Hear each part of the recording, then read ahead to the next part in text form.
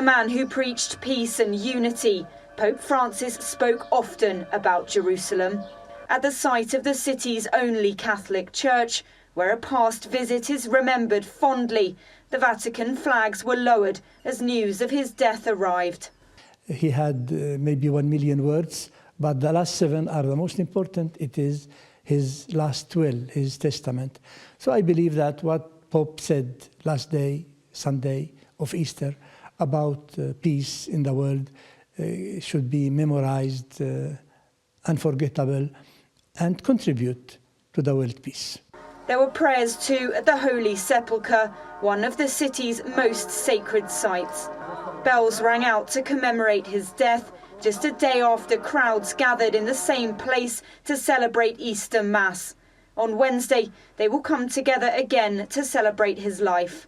He's always, whenever he's talking about peace. He's talking a lot about, the area to be more calm. Whenever something bad is happening, he's the first one to say and to stand in front of it.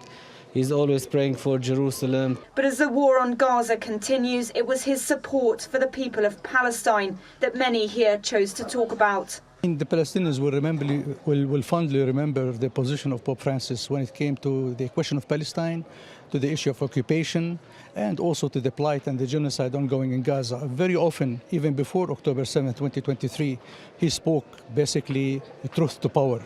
Last visiting a decade ago, Pope Francis has always been vocal when it comes to ending the conflict with Israel. Calling for reconciliation, he was often critical of the suffering on both sides. Most recently making nightly phone calls to Gaza's Catholic Church to offer prayers for all those sheltering there. And last pushing for a ceasefire in a message read on his behalf a day before his death. The growing climate of anti-Semitism throughout the world is worrisome. Yet at the same time, I think of the people of Gaza and its Christian community in particular, where the terrible conflict continues to death and destruction and to create a dramatic and deplorable humanitarian situation.